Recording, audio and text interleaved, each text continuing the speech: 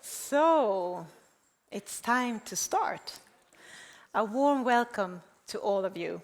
I hope that everyone has enjoyed a nice lunch and is ready for today's event and dialogue. My name is Camilla Lumbeney and I work with Petra Pilava. She's back there. She can give a wave. So Petra Pilava is facilitating the online meeting. And together we are managing directors for Cooperatives Sweden, or Svensk Kooperation, as we say in Swedish. The theme for today is Cooperatives Build a Better World, and we have promised an outlook on the role of cooperatives in the future. We will listen to interesting presentation, and there will also be opportunities for dialogue and questions from the audience. And from looking at the speakers and the participants in this room, but also in the digital room, we are all set for a broad and rich and initiated discussion. We are about 50 people in this lovely room with a view over central Stockholm, but we are also more than 25 people participating digitally. So we have people from all over the world participating, from Umeå in the north of Sweden to São Paulo in Brazil. We are so glad that you are here with us today, and welcome. This event will be filmed and will be uploaded on Svensk Kooperation's YouTube channel, so we will share the link with you afterwards. And this also means that if you ask a question, you will be on video. And may I also take the opportunity to remind you to put your mobile phones on mute.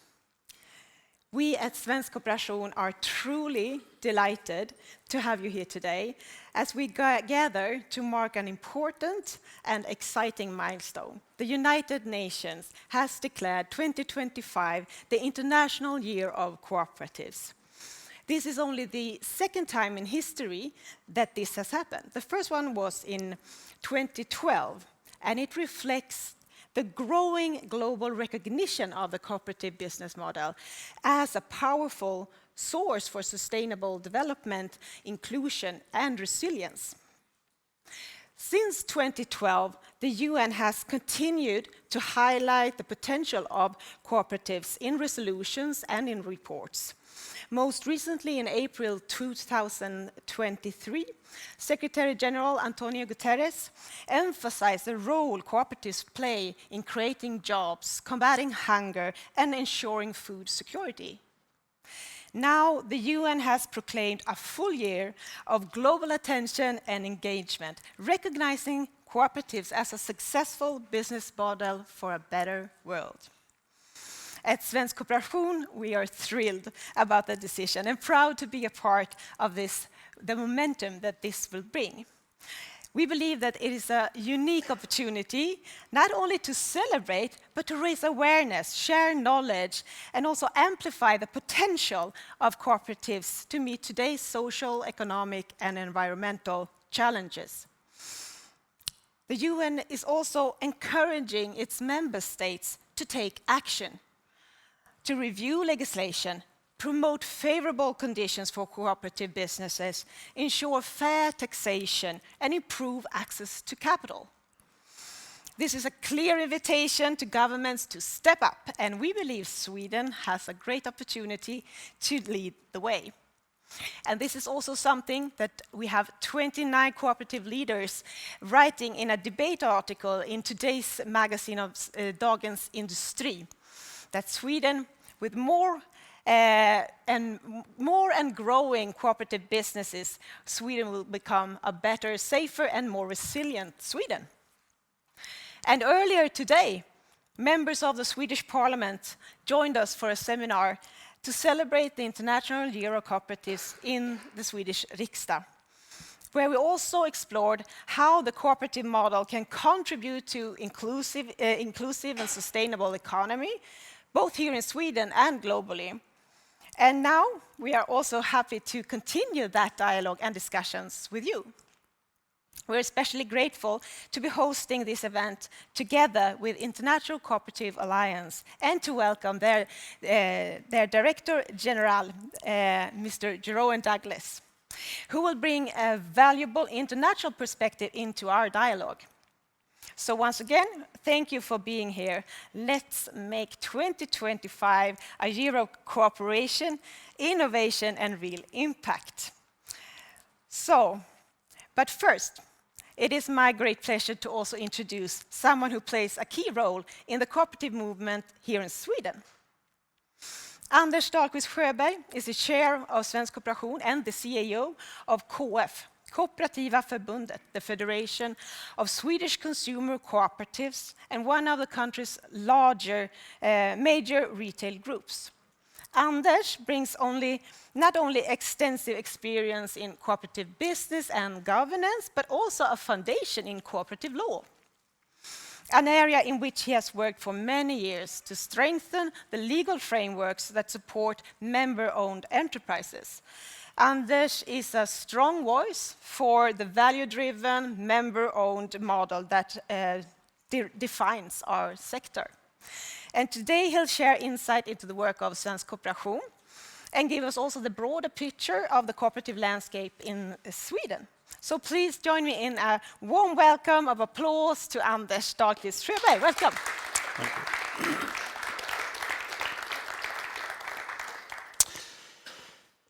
Good afternoon, everyone, both here in Stockholm and to everyone who's joining us virtually. As Camilla said, my name is Anders Dahlqvist Sjöberg, and I am the chairperson of Svensk Kooperation. We are truly honored to have Mr. Jeroen Douglas here with us in Sweden and Svensk Kooperation. The International Cooperative Alliance plays a crucial role in the strengthening and promoting cooperative businesses worldwide. And we are proud to be part of this global movement. I will start by saying some word about Svensk Kooperation and the cooperative sector in Sweden. Svensk Kooperation is an apex organization promoting the cooperative and mutual business model. We unite consumer, producers, housing and new cooperatives as well as mutual companies. Svensk Kooperation is founded in 2017 and we have 4 founding members, that is LRF, KF, Främja and HSB. Sweden has a strong and dynamic cooperative sector, which is a significant part of the national economy. The 100 largest cooperatives and mutual businesses generate over 600 billion Swedish crowns annually. This is equivalent to about 10% of the Sweden's GDP. Together, these businesses employ around 100,000 people across various industries, including agriculture, insurance, housing, forestry, banking, and retail.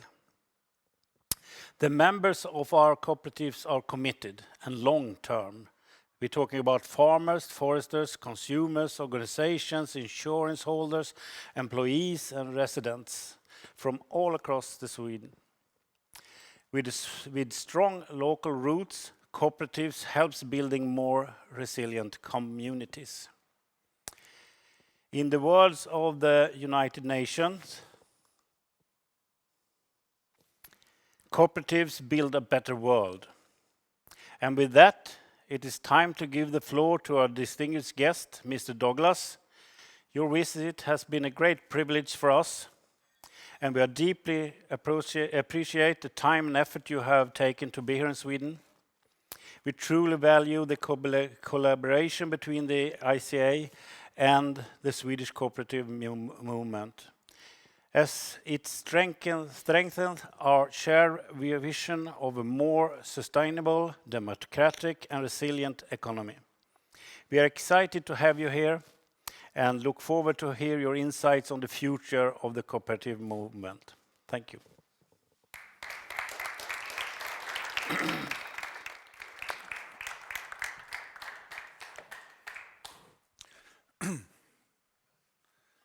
Yes, hi.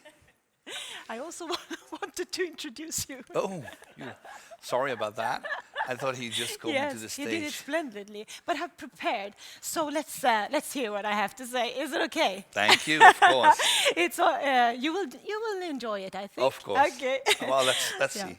Well, I just wanted to take us back to July 2023.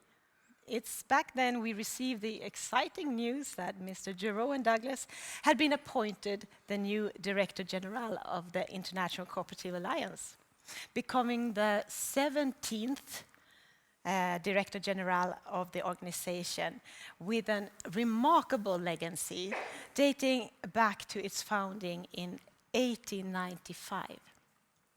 The International Cooperative Alliance, or ICA, is one of the largest non-governmental organizations in the world today, representing more than 1 billion cooperative members across 3 million cooperatives worldwide.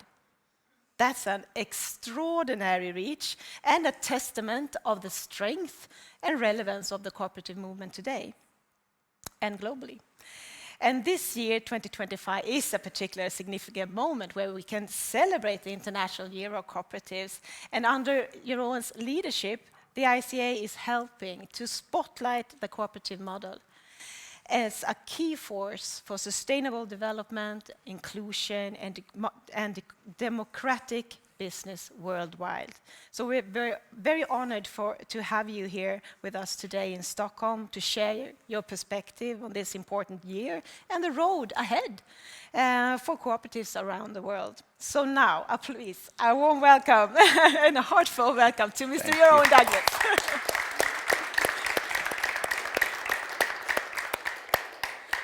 So I was too eager, but thank you, Anders. Thank you, Camilla, Pietra, for this warm welcome. Good meeting you all. Kooperationen, bigger and better, värld. That's all about my Swedish. So it's indeed great to be here. I have some support slides. I understand we will have some breaks, introductions. I was also asked by my communications chief to take a selfie with you all, if you don't mind. So I'm going to do that. Then I have done that mission with you. Thank you. Done. I can now focus on my story. Good. So some slides. A little bit on my background, because it's not me who was made in 1895. I'm just from 1964, but that also feels quite long already. But indeed, and then I was thinking 17th Director General. So we exist 130 years this year, so average time span of one Director General is like 8 years. So that's also the average time span a CEO sits in a company, so we're doing good on average. But this is the only slide I will use in my colors of my previous organization. So I joined as a, just from the university coming volunteer and later professional in an organization called Solidaridad. Works with We Effect, for instance, together. And that organization has created the first fair trade label. So fair trade is where I come from. And it's like the cooperative movement, also a global movement. I would call it cousins from the cooperative world. And with fair trade, every block of this pyramid of change, I would call it, was 10 years of work. So first trying to mobilize consumers right after the Berlin Wall fell. And when governments were withdrawing, there was euphoria, the market would solve all the problems.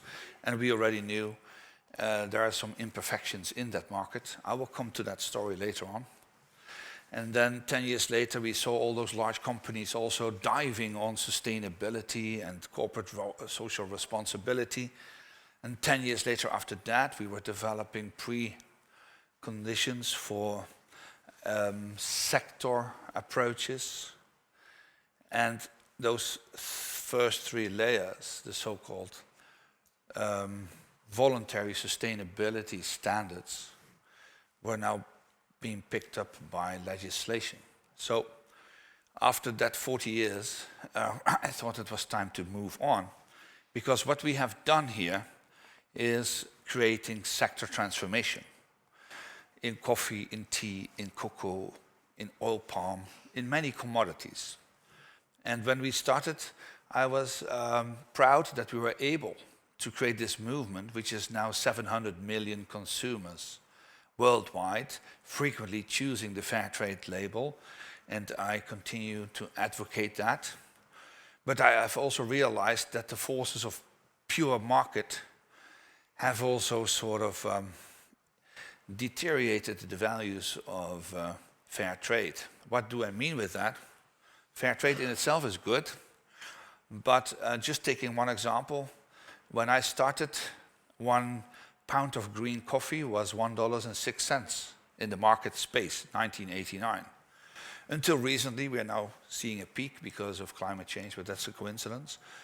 It was still $1.06 per pound.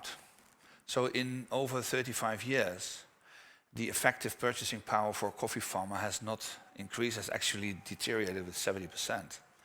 Whilst at the consumer end, we are paying 6 times more for 1 cup of coffee back then. So if the farmer gets the same money, and we as consumers pay 6 times more, we also see, so where does the money go?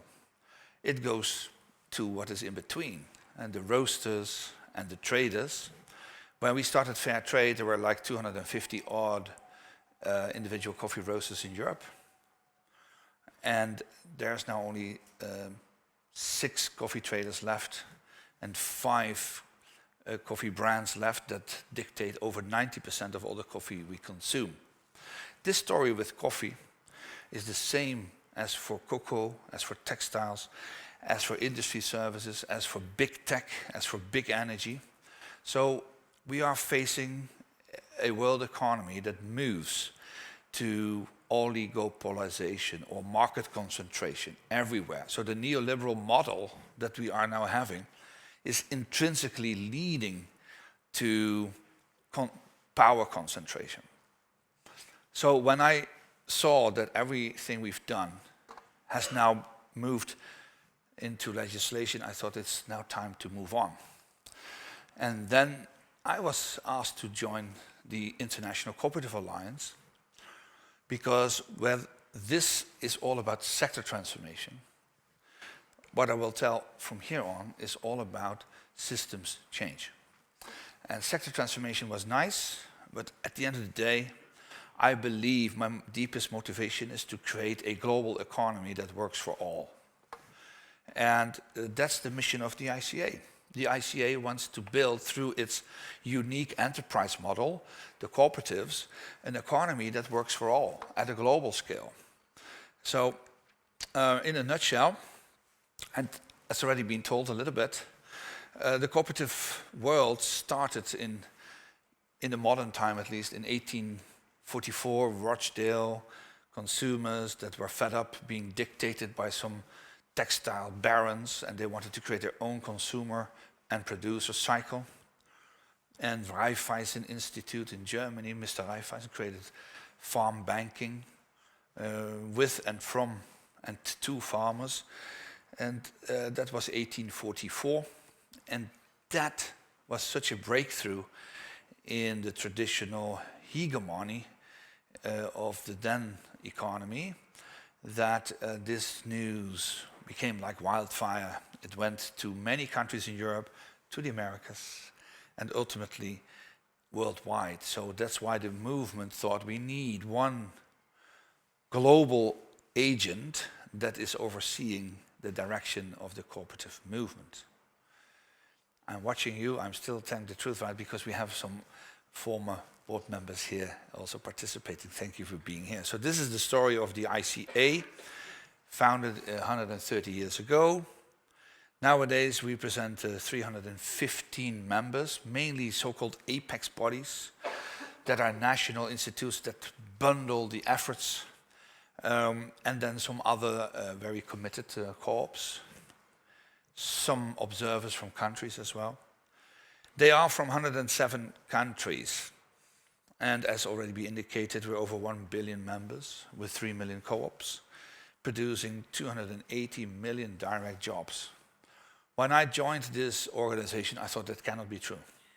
These numbers are so staggering. I mean, I studied theology, so I thought only the Catholic Church has these numbers, but then I discovered that the cooperative world is also there. And I did my numbers, but it's true. In India alone, they have a Ministry of Cooperatives where we launched the International Year of Co-ops last November. Prime Minister Narendra Modi, who was at the opening, he said we have now 290 million cooperators in the movement, and they are registering it detailedly. China alone has 240 million members, so only China and India is already half of all the cooperative members in the world. So we have 4 regional offices that take care of implementing services. What are our core services? I think, what is the core role of the ICA to start with? We are like the FIFA, you know, we set the rules of the game. We're not corrupt, that's good.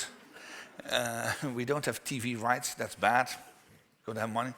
I still have my hair, which is good. So other than that, we set the rules. So ICA is the custodian of the most valuable and precious thing we have, which is the statement of the cooperative identity. So, which is it's the sum of a definition of our culture as a unique enterprise model that wants to make money for and with members, and based in core values like self-help, self-responsibility, solidarity, equity, equality. And then we have 7 principles where we work from. It's open membership space. We are run through democratic power system. We work with an economic wealth distribution mechanism. It's all about autonomy. We don't want to be co-opted by some kind of a government. Education has been and is and will stay the core pillar of the movement. That's why I'm here also, to tell the good news again. And then we have also the desire to strengthen the cooperation among co-ops. So can we create better business? And last but not least, it's also about doing good for your community, which is also including our ecosystem, ecology. So we are structured through different sectors. ICA has 8 sectors directly linked. There are more sectors, like energy sector, the digital economic platform sector, which is very attractive in the gig economy for young people. We should maybe link them to the ICA as well. But for now, it's agriculture, as you can see, financial services, wholesale and retail trade, fishing, education, health and social network, housing, insurance, some other services, and then utilities and industry. So those 8 sectors are a fair share of our movement in terms of members. So here you can see a map of all the members. So we're big in the Americas, big in Europe, very big in Asia. Africa has still a lot of work to do. We're now moving also to the Middle East, but it's an interesting move because they want to immediately have it linked to their government planning. But there are ways to deal with it.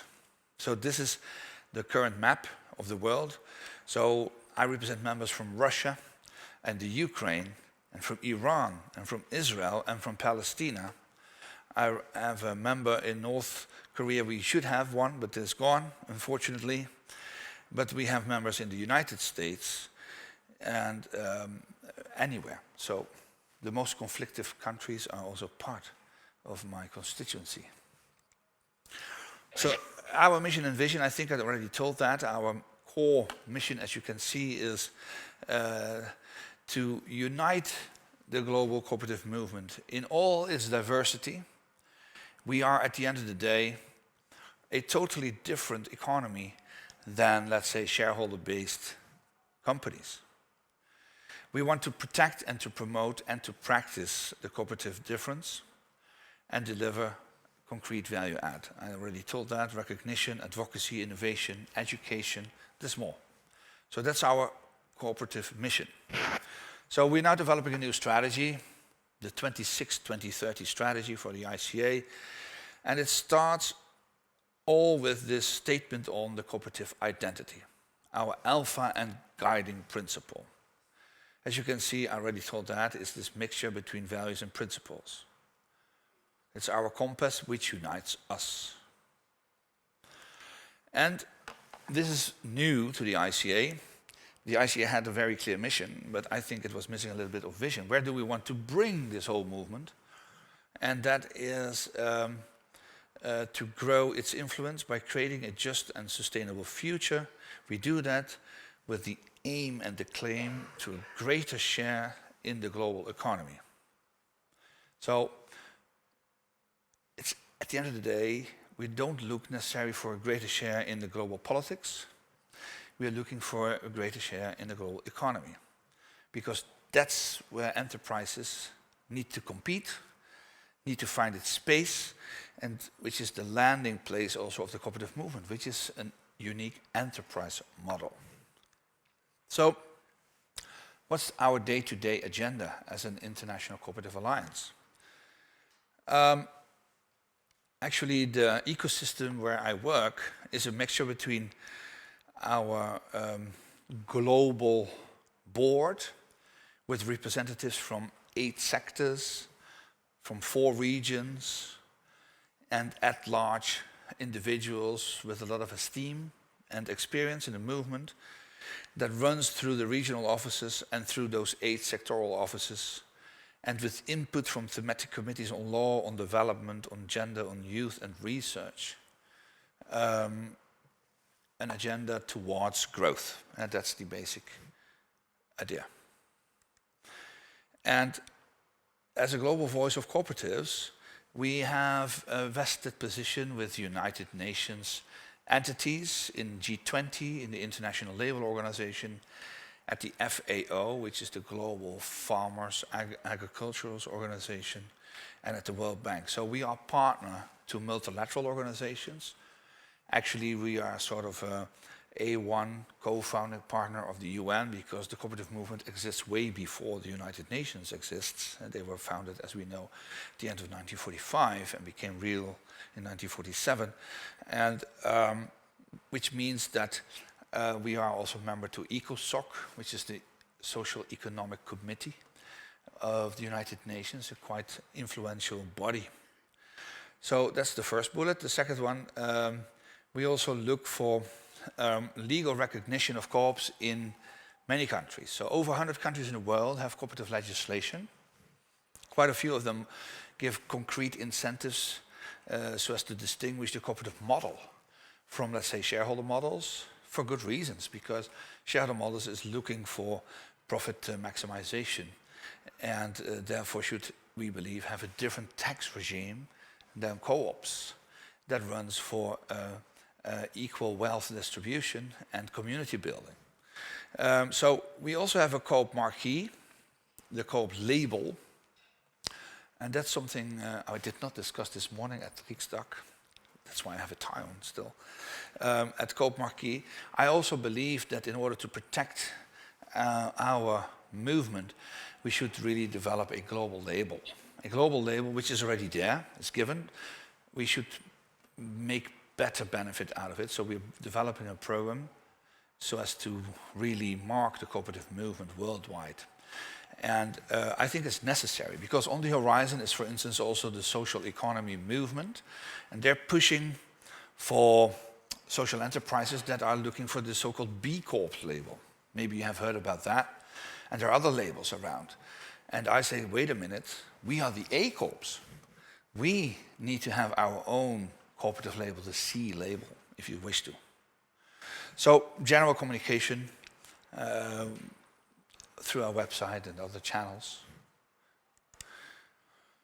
So we're developing our new strategy, as I said. It will be entitled Practice, Promote and Protect, if the General Assembly at least adopts it on the 2nd of July. Let's hope so.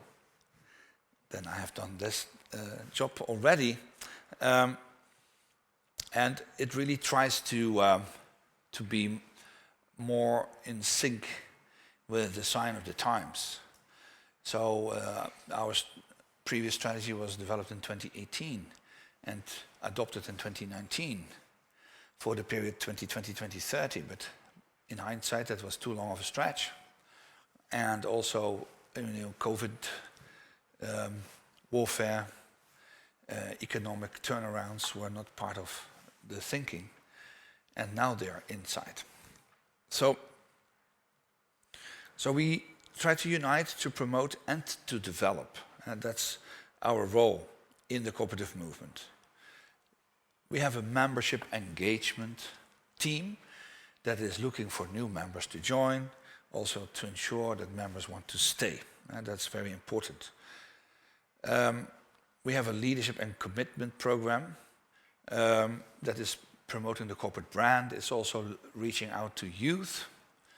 I would say purposeful leadership journeys are being offered with other cooperative college institutes, so as to also engage with young people to become the new generation leads in the cooperative movement. Because the cooperative movement, I have to say, in the eyes of a few, is being seen as a nice remnant of the past. But instead, we are, I think, the bright sun of the future. And that's happening also. We see a huge turnaround, and particularly in Asia, I already said that. It's such a dynamic development. So people said sometimes, is the cooperative movement in a crisis? And then I say, yes, we are in a crisis because we have difficulties to manage so much growth. So, and that brings me to growth and solidarity.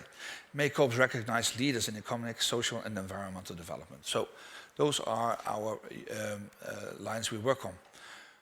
Then maybe on our innovation agenda, and I would like to summarize that. We are setting up a Co-op Cloud, where we want to offer not only advocacy, but also digital services to members. Co-op Lab, we already have that. It's our think tank in-house called ISET, where we are thinking of new ways forward to modernize the cooperative movement. The label I discussed. What I did not mention was Co-op Carbon. There is some members who have particular carbon credit solutions in the cooperative movement, and it would be great if the movement would strive to become net zero. Just as the European Union said we want to become net zero by 2050, I think the cooperative statement should also have that ambition to become net zero by 2050. And the co-op journey already mentioned. So this is a bit our innovation agenda ahead.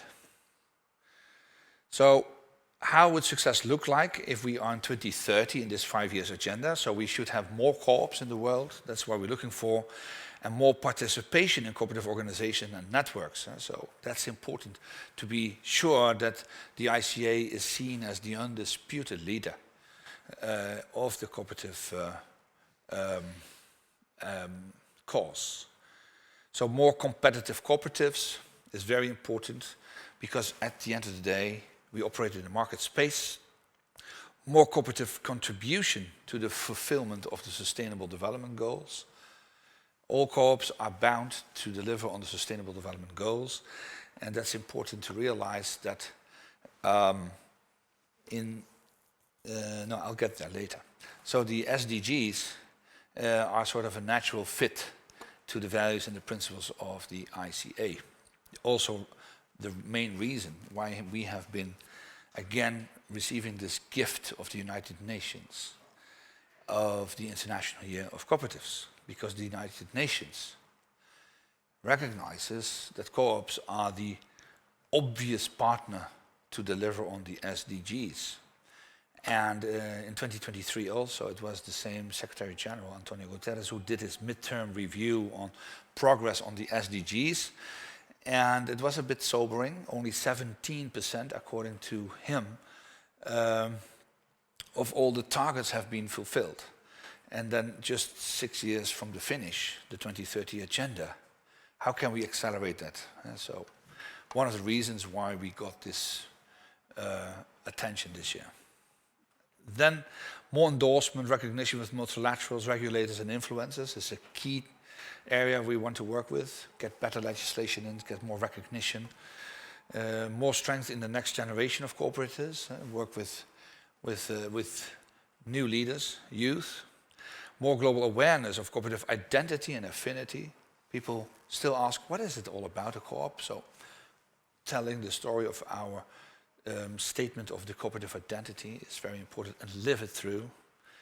And then also working towards more authentic cooperatives, because there is a risk that some opportunistic abuse is taking place, so we want to avoid that. So the cooperative identity, then briefly, I think we can skip that, because I've been discussing this already. Here you see the timeline, how we have developed, where this Rochdale pioneers started with some recommended practices, how we then went through the creation of the ICA itself, how we updated the cooperative principles in 1966, how in the ICA Manchester Congress we had a third review of our principles, and how we then continued to work towards improving our corporate statement of identity whilst remaining faithful to the core of that statement. I don't think I need to repeat those 7 principles again, I already said that. And the values, as you can see. And the ethical values of honesty, openness, social responsibility, and caring for others, I didn't say. It's very beautiful, but trying to make it happen is always a challenge. So, in one word, what is the most important contribution cooperatives make towards a better world? What is all this about? Yeah. All of a sudden. Sorry, A slide Jeroen. inside my deck. Very good. Thank you so much, Jeroen, for your inspiring presentation so far, and for allowing us to interrupt. Of course. Jeroen will continue, but I think it's a good way to just sort of take a pause and reflect on what we have been listening to, and to build on the ideas that you shared so far, and also bring out the thoughts and reflections from the audience here in Stockholm, but also online. So now it's actually time for you to take up your mobile phones. And on the screen, you'll see a link and a code to join Menti. And once you have entered, we'd like you also to pair up and form small groups of 2 or 3 persons, just the people sitting next to you.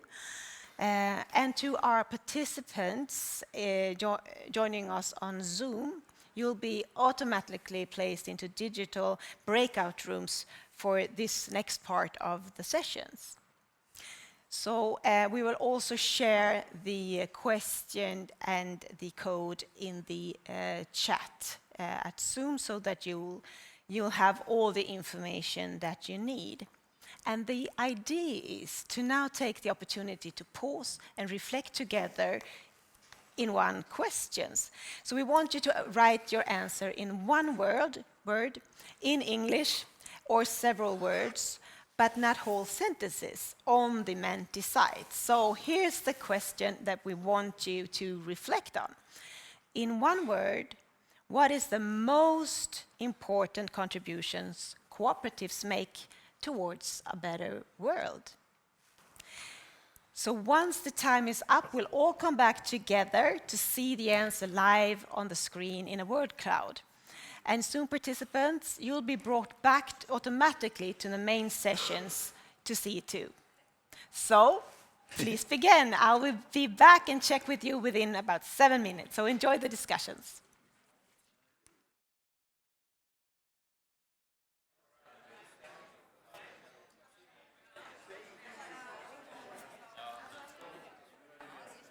So, hello. Va? Så det var jättelång tid för bara ett år. Ja, exakt. Thank you. This is absolutely lovely. I absolutely love hearing the dialogue and discussions coming to life and sort of the buzzing in the room. It's truly inspiring to feel that buzz of shared ideas. So it's time. First of all, thank you for participating in this experiment with such energy and enthusiasm. So let's now look at what the results is that we have in the word cloud. So I see directly like big ones being sustainability, democracy, empowerment, and justice. That's also something that both the democracy aspect and sustainability has really been one of also like the red thread through Jeroen's presentation also. And Jeroen, I'd love to turn to you. What are your thoughts and reflections when you see these words? So I first look for the essence of democracy, which is also the right to have dissent. So is there any term that gives a negative connotation to cooperation? But I'm afraid it's only loaded with positive terms. Probably the wrong So crowd for I find this not very credible. I'm talking here to the convinced, or let me say, this is not a fair representation of society.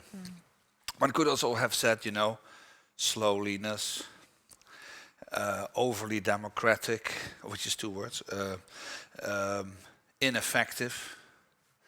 But none of those negative terms are there. I find that a bit scary, but other than that, my second reflection is beautiful. A lot of very positive terms, and they fit what I would think to all the values that we have been discussing. And also the words were to represent the contribution cooperatives makes towards a better world, and that might not be inefficiency. Because it's difficult to reduce it into one word. Of course. It's you always wanted to say, a better economy. That's 2 words, or more democratic. But that's true. No, this is beautiful. I would have chosen cooperation, because that is, in essence, bringing it all together. But I mean, this comes very close to all our values. So. Thank you, Jeroen.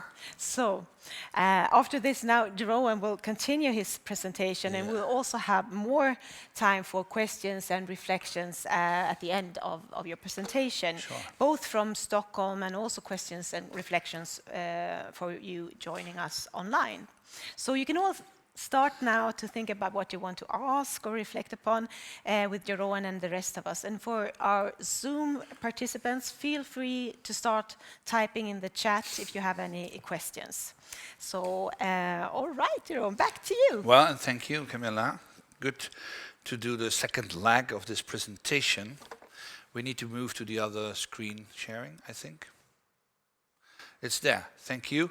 So indeed, the International Year of Cooperatives. Why is this such a beautiful gift from the United Nations? And that has to do with momentum. How do we try to qualify the current sign of the times? I did this morning in Riksdag, I was using the word chainsaw as a metaphor for how some polycrats try to undercut everything we have built as a beautiful society over the last 70 years.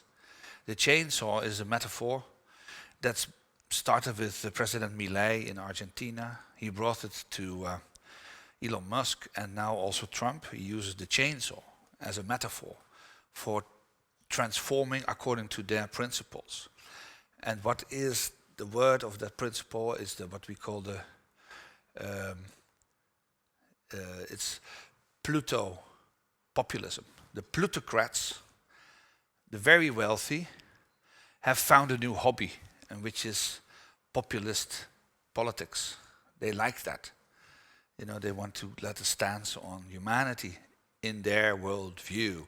So this Pluto populism is in a way also heralding the end of globalization from above. And that's one huge momentum why the International Year of Cooperatives is such a good point. So 2025 has also been described as the tipping point year in many ways. Tipping point comes from the energy sector. It tells that the number of calories that we need to run this planet on the current footprint that we use is now over the point in relation to the number of calories that we can produce in terms of energy. So this will rapidly go to a spiral of inflation of prices. And that will force us, as already predicted by the Club of Rome in 1973, to rethink our economy drastically. The economy of enough or the degrowth movement is also getting more space. How can we think of an economy that is within planetary boundaries and delivering still on the values of the cooperative movement? So that's the second reason why the International Year of Cooperatives is a gift from the United Nations to us, because we pretend at least to have the direction of travel from the cooperative movement, how to deal with this. And I think the third reason why it's a great momentum to do this has to do with the upcoming Second World Social Summit of Development in Doha, Qatar. And you need to know that is probably the last large conference being organized by the current Secretary General of the United Nations, Antonio Guterres. And why is this an important gathering? It will take place also as the closing act of the International Year of Coops, which we opened in New Delhi last November through Prime Minister Modi, who is the world champion in terms of country, in terms of members in the world as Coops, and will be closed in Doha, where all the heads of state are invited, and we expect a lot of them to join. And it's the space where we are going to rethink the current neoliberal model. Because I said this is the second World Social Summit. The first one was in 1995. 1995, going back in time, was a few years after the huge transformation took place since the Berlin Wall fell. And we were only then, after 5 years, sort of being able to grasp where we stand. You know, the end of history was pronounced. We have only one model winning that is going to be the architect for the future of humanity. And that is the neoliberal capitalist model. There was euphoria. I already told you that we had skepticism when we developed fair trade. We knew that the model is not inclusive. And anyway, in 1995, the thinking was clear. We have one winning model. Communism has been defeated. And it's now only a matter of how can we organize within this model prosperity for all within sustainability frame. That was the logic. That has produced the Millennium Development Goals. That has produced the Sustainability Development Goals, a 30 years agenda of the United Nations. Now it's time to take stock on that pledge. And that is why United Nations took, I think, the right decision to organize this second World Social Summit to see what has become of this model. Have we indeed been able to create prosperity for all, sustainability, and also peace in the world? Well, I don't need to convince you that the last 30 years were not precisely leading to that. We are facing an enormous challenge with the current world situation. So that are the three reasons why I'm so happy that we have the International Year of Coops. I will skip this agenda one of the things I would like to share with you is we're creating a platform for cooperative and mutual leaders. We have already 57 leaders of the largest co-ops, because we are working from the ICA with tiny co-ops in the development program together with WeAffect, European Commission. We do that in Africa, in Asia, Latin America. We have sector-based approaches, but we also have a platform for the largest co-ops. They want to make a statement as leaders of the movement in this World Social Summit, the second, in Doha, by saying, folks, communism may not have worked, but neoliberalism hasn't worked either. Let's go to a future full of cooperativism. That is the message we want to bring across. And lots of these leaders feel attracted to this message, because we are now really bundling the efforts, because that is, I think, the only challenge that we are facing as an International Cooperative Alliance. Are we able to truly unite and have one overriding agenda next to your day-to-day business? Because we need to be aware that we are part of a global movement. So, I have some last slide I want to share with you. This is the so-called Kondratiev wave. And this is a big story, but I believe in that story also in relation to the Second World Social Summit for Development. And that is, for some magical reason, every 40 years, we see a paradigm shift in global economy. These are disruptive shifts. But from 1865 to 1905, we had the Belle Époque, the golden age of industry, where captains of industry would now say, barons were leading the development of a form of industrialization, and cooperatives took off towards an alternative model. So the main actors back then were industry leads. Then the next 40 years, totalitarianism took control over the world. And we're so happy that that was over. And then the next 40 years, we had a reconstruction of that world with the Cold War, where governments and civil society were the main actors.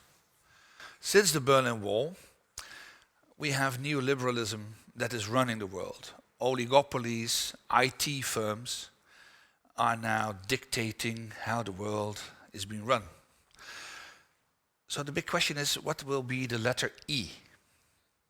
If we have A, if we have B, if we have C, if we have D.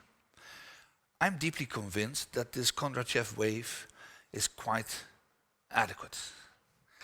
So that means that we are really moving now to a next phase. A next phase whereby this so-called circus capitalism and circus politics are sort of signs of, I would say, arrogance and, like I say, the end of late globalization. If you listen to the World Economic Forum, they pronounce a nice word. They call it geopolitical fragmentation. Complicated words, but it's about we're not united anymore. There's quite a lot of countries nowadays that are actually questioning the real existence of an entity like the United Nations. Are we still united as nations? And I think it's a good question, because United Nations has not necessarily been delivering on the ground what they should.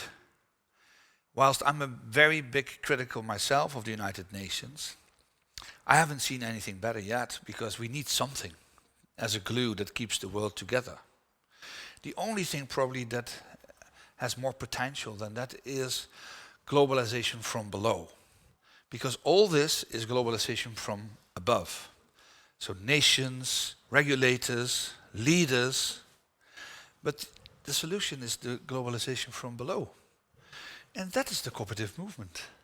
We don't have ownership of oligopolies or leaderships in ivory towers. What we have is our social tissue with the values we just shared on you, Mentimeter. And I'm an optimist. If not, there's no reason to continue. I do foresee, however, a disruptive change all these phases went with some severe earthquake moment. But after that, the resilience of the cooperative movement will prevail. I'm convinced about that. Thank you.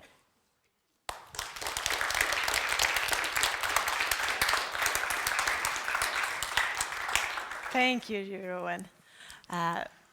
I'm sure we have a lot of question and reflection after this very interesting and insightful presentation. My thought was that first we take some questions from here in the room, and then we look to see if we have any questions from the Zoom meeting. We have also Jan Edén. He will help us go around about with the microphone. So when you get the microphone, please stand up and introduce yourself so that we know. Yeah, we have a gentleman back here, John. Janne, hey.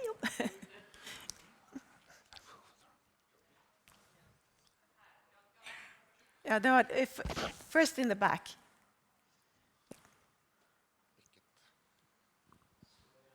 So please stand up and introduce. Thank you. Thomas Andersson. I'm the Vice President of Companion Sweden. And it's very interesting, and I also share your views that we have a shift now.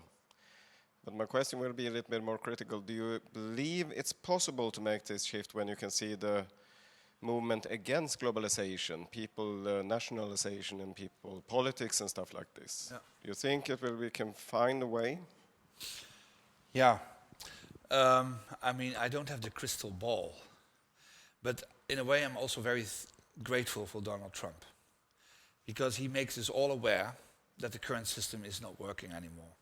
If you were in doubt, I think that doubt is now gone, right? So it will mobilize people against this craze whereby a few capitalists take all the money. If you look to the business scam of all those tariffs, it's clear. Trump has delivered on his promise to reduce severe tax cuts, but then he has a huge budgetary gap. So he wants to fill that with the tariffs and redistribute it on the 10 to 15,000 wealthiest Americans. The rest of the Americans and the rest of the world is seeing this scam. So this will not take long. As I said, the change of a paradigm will go with some earthquake, and I think it started. Thank you. Elis first, and then Gun-Britt.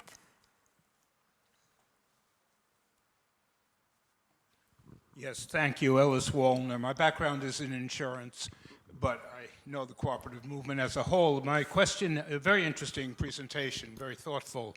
You had on one slide 8 points, and the 8th point was more authentic cooperatives. Yep. And the question is, how do you in practice achieve this? Yeah. Within the insurance sector, we had a huge discussion in the late 70s, I think it was, whether or not to include mutuals.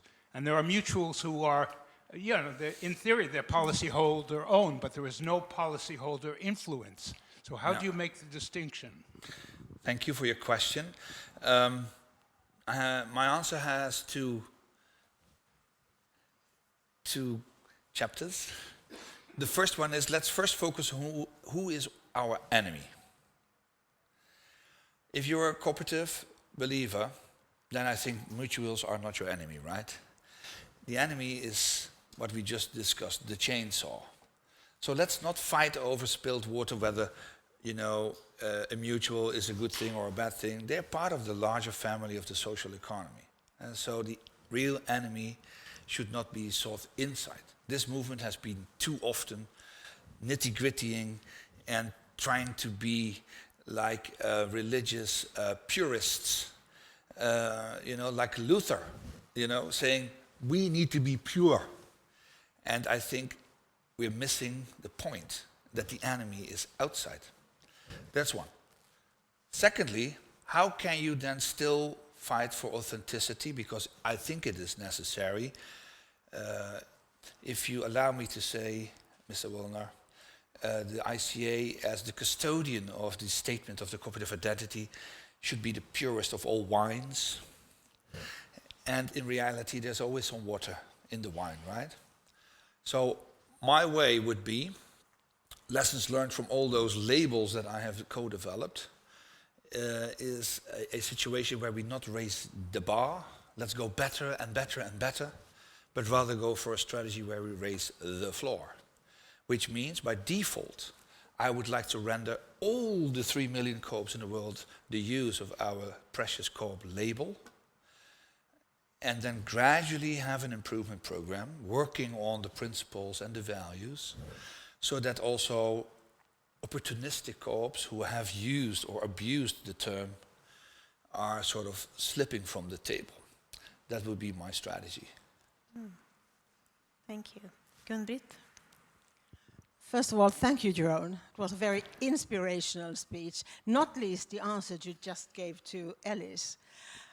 My question is, you have a challenging time ahead. You're going to make a great job because you seem to unite faith and humor, which is very important. And my question is, can you give us a homework to the Swedish cooperative movement? Wow. In what way can we lighten your burden? Yeah, well, thank you. Thank you so much. Good question. Well, it goes back to what we discussed earlier this morning, and also what I just gave as an answer to you, Mr. Alice, is let's try to define where's the enemy. Once we know who the enemy is, then we need to unite ourselves. So if you are somehow split over, I don't know, if you zoom out, tiny ideological issues internally, I mean, put yourself over it and make a united front here in Sweden. Create one united voice of Coop/mutuals versus, let's say, the wrong economy. And that would be the homework. And that's much easier to say than to do. Because I know consumers have different agendas than producers, than finance and homing. But if you build a round table and say, folks, we are here at this turning point, tipping point in the global history, let's forget about that spilled milk of the past and focus on who is our real target. That would be my homework for you. Good. Okay, I look at Petra. We still have questions in the room. How does it look in the digital room? We could. Oh, they're from the digital space. Okay, sorry, folks, around there. I forgot about you. We'll get back to you, but Hans, right?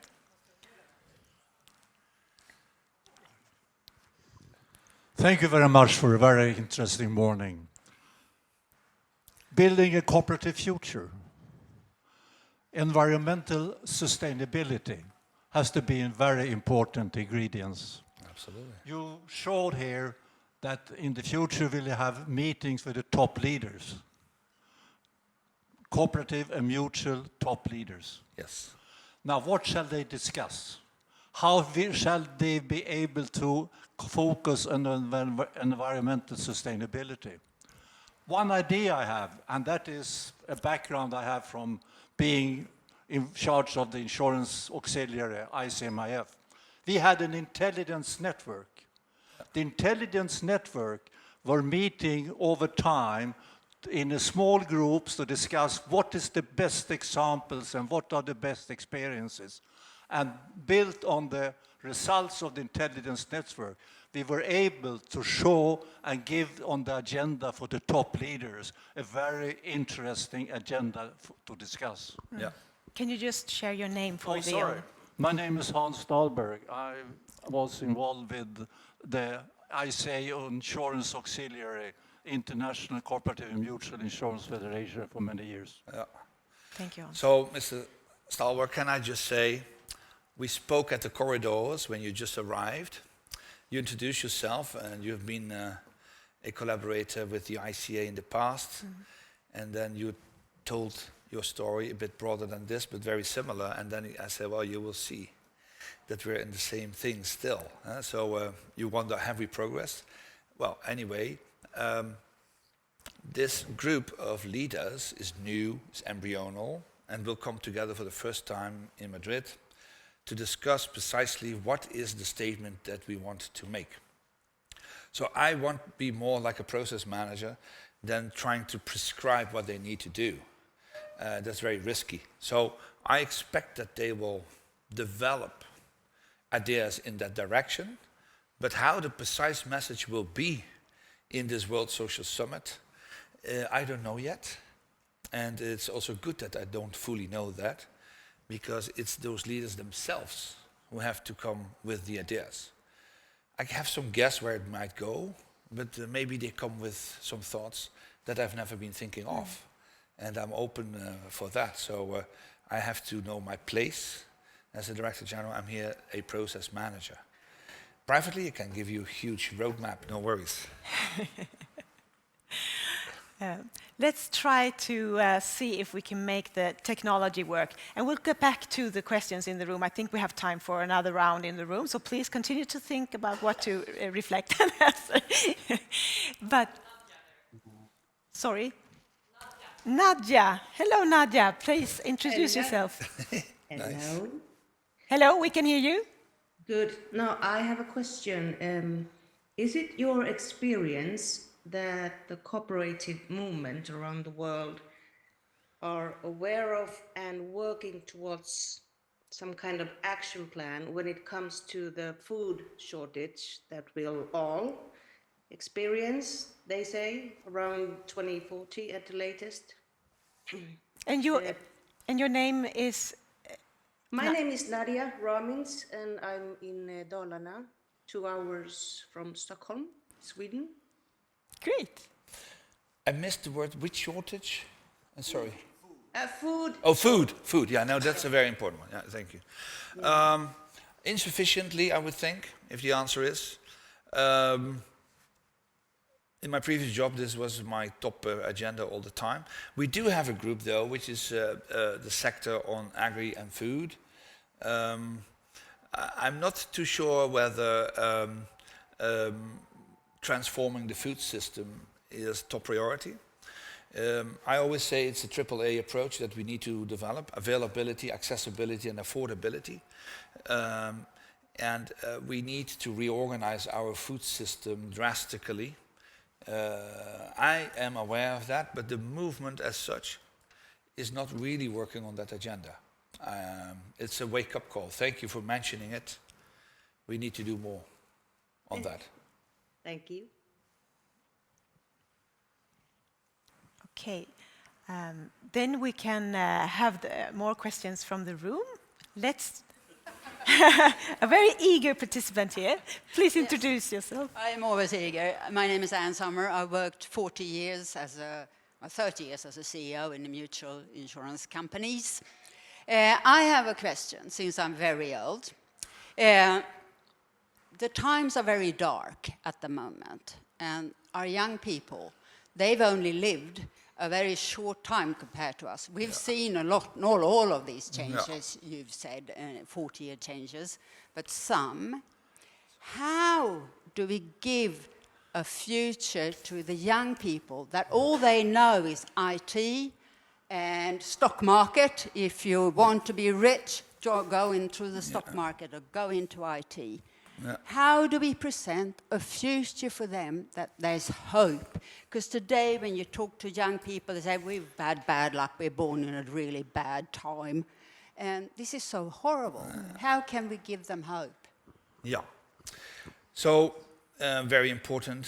I have 3 children myself in the age of looking for hope. And my answer will be maybe surprising. I think never in the history of mankind have so many young people be so lucky and hopeful.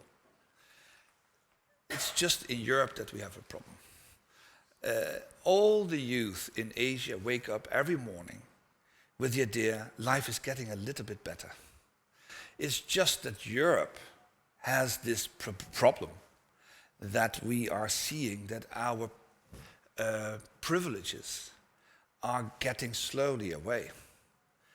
And that's the real answer, to be frank. So the grand majority of our youth is very, very, very optimistic. And it's just a small group who advocated globalization as and the parents of them, as let's say the great equalizer on prosperity, that now needs to reckon that our message is not being heard as credible anymore. It's just, if you look to income, it's just 20% of global humanity who earns more than $25,000 a year. And those happen to sit precisely in those countries where the youth is depressed. So if 80% of the globe earns less than $20,000 a year, and they are full of hope, that tells you the answer, I think. Yeah.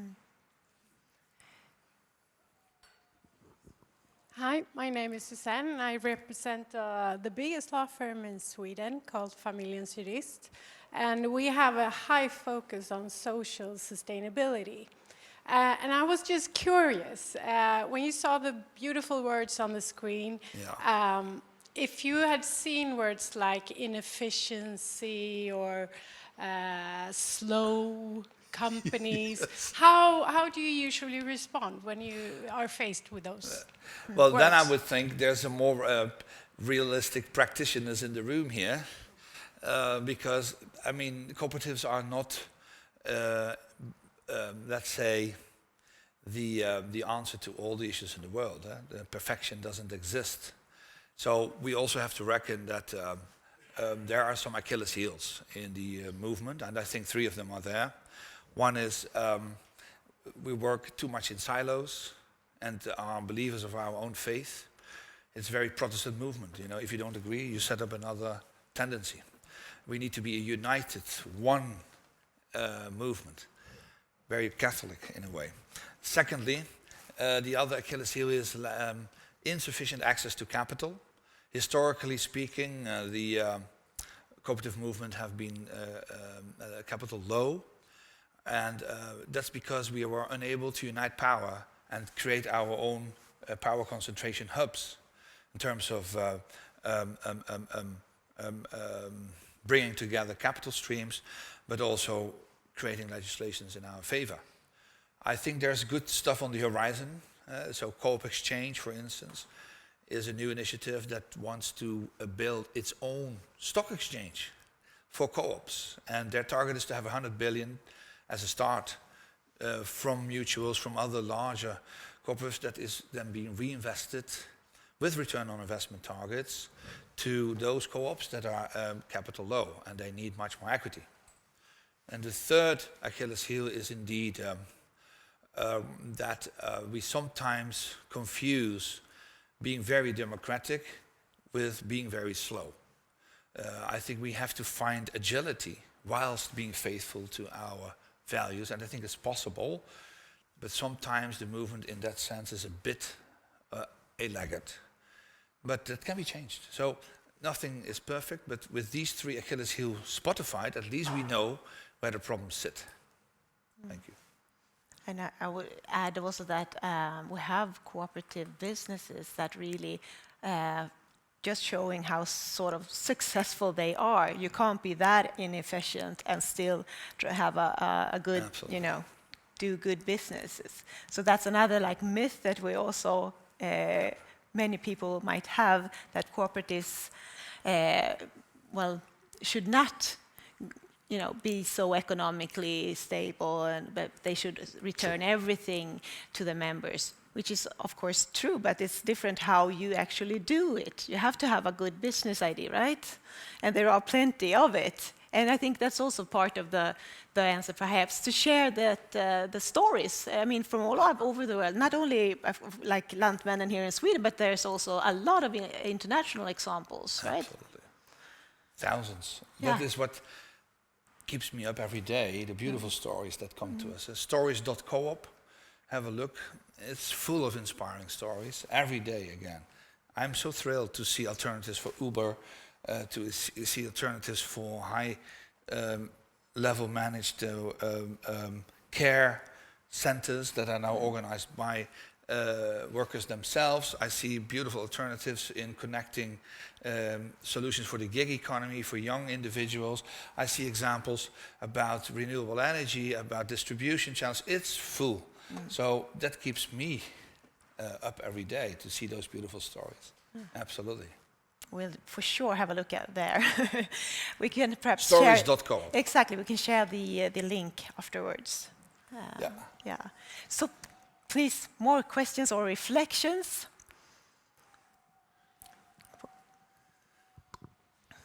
Thank you, Thomas Andersson again, Companion Sweden. You were talking about a little bit the shift in the society, but also we see the shift with the war in Ukraine, and we can see also the defense budget goes up in all. Can you tell us a little bit about the other parts of the world that we know, the Western Europe and United States? But because in my region of Jämtland, in Östersund, where we have small-scale cooperatives, we start to build resilience cooperatives in the villages, where they start a small supermarket, automatic supermarket, together with a daycare center. We also have a healthcare center since 1992, who is driven by the people who was employed before, now driven by the village. So I have good examples in many places. But what is the broader view of the global scene about this resilience build-up cooperative system? Yeah. So also here 2 answers on that. Yes, what we see here in Europe, Ukraine, Russia, is just one of the 186 armed conflicts that we currently have. Never since the Second World War, this planet has been in so much warfare. So we are focused very much on that for 2 reasons. It's nearby, and we have a superpower with nukes who is running this war. So that makes it logic, that's top of mind. But we have 186 wars, from New Papua New Guinea to Sudan to Mauritius to, I mean, everywhere in the world there's a sense of warfare going on. That's very frightening, because we also see that it's combined with imperialism, old day imperialism, whereby the rule of law has been replaced by the rule of power. You know, everybody knows that sovereignty is at stake. You know, if you can take the Donbass, I can take Greenland. You know, that's the new mindset. And before it was respected, and you were, if small, but you're still the rule of law. That's now becoming under threat. People now want to rearm itself. 300 years back, all the leaders back then, they were spending 50% of their budget on military services, which was then back normal. We're now fighting over 2 or 4 or 5%, which I think is a sign of civilization, that we spend more on healthcare than on war. But imperialism goes with half of your budget to war. Russia spends 45% of its GDP on a war economy. So we need to be cautious. And that's, in my view, signs of the heralding of the globalization of from above is going to kill itself. And the only answer we have is globalization from below, and that is the villages, where we have the care economy, where we have local solutions. So also local energy solutions, I mean, there's a whole sovereign space of co-ops in Tanzania, actually in the island of in front of Tanzania, where there's building now a new internet altogether, decentralized, decarbonized, distributed internet, where we don't have data mining but data farming in the heart.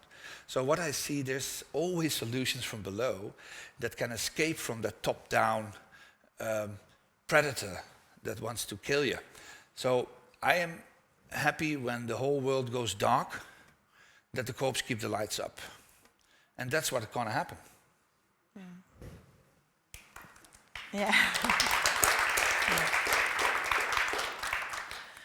And I also was thinking that sometimes we are so busy, we talked about this earlier, but sometimes you're engaged in a cooperative business, you're very focused on your what you're doing, that you're not always aware and sort of feel that you're connected in this global movement. Yeah.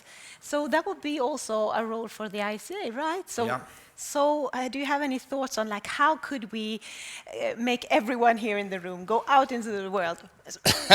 You know, I'm proud. Yeah. Yeah. Yeah, it's my work to be in this role. So I had the fortune, or disfortune if you'd wish, to travel 40 years non-stop. So I have 5 more energies in the tank, don't worry, but I hope that will also come to an end one day. But the message is locality. So, you know, what is beautiful with the interconnectedness of our species is that we have been able to create the biggest awareness ever. So Yuval Harari's last book on Nexus is an interesting experiment, whereby the paradox comes along that together we know much more than we ever did, but in practice we know less and less because we've been absorbed by silly social media who are distributing fake information. So if we sort of manage to filter that out and go to a locality mindset, which means that we use the tools of the humanity as a treasure trove at a global scale, but interpret it and implement it at a local space, then I think we are on the right mindset. So locality would be then this international message for you that you were looking for. Thank you. Do we have any more questions or reflections from the room or even from Zoom? I don't know.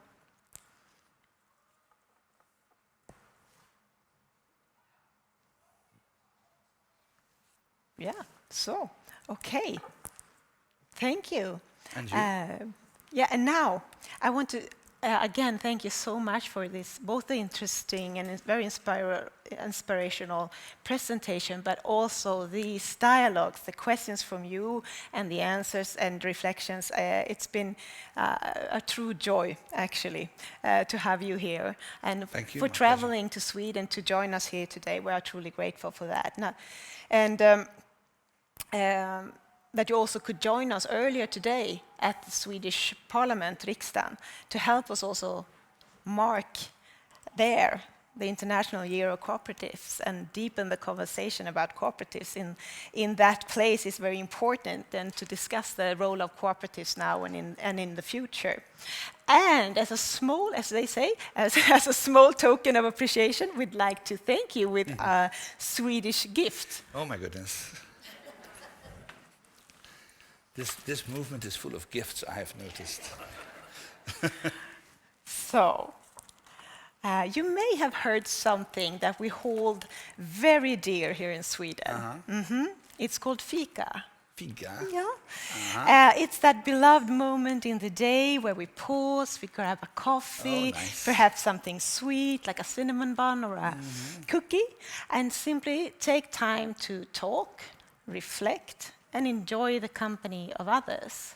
So we thought we would invite you to create your own Swedish fika tradition. Oh, very good. Yeah, so in this bag, you'll find handmade ceramic mug crafted by the Blås and Knåda Cooperative of Artisans here in Sweden. You'll also find cooperative coffee, grown by smallholder farmers, coffee farmers in Uganda, and made possible through the beautiful win-win-win-win collaboration between the coffee startup Lycke, Coop Östra, and the International Cooperative Development Organization WeEffect. And of course, we couldn't resist including 7 small cookies from the Swedish producer cooperative Lantmännen, one for each of the 7 principles. Oh, that's wonderful. Yeah.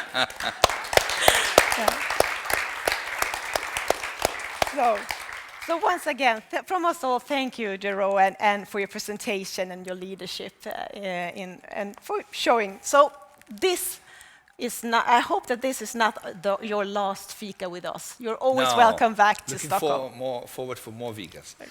Thank you so Thank much. you. Thank you. Thank you so much for everything. Thank you. Thank you. So, and finally, I want to say a big thank you to you, You brought such good energy and enthusiasm here today. It's been a real boost. So let's keep that spirit as we head back into the world, not just for ourselves, but we can also bring change to people around us, and that we keep driving the cooperative journey toward a better world. Thank you.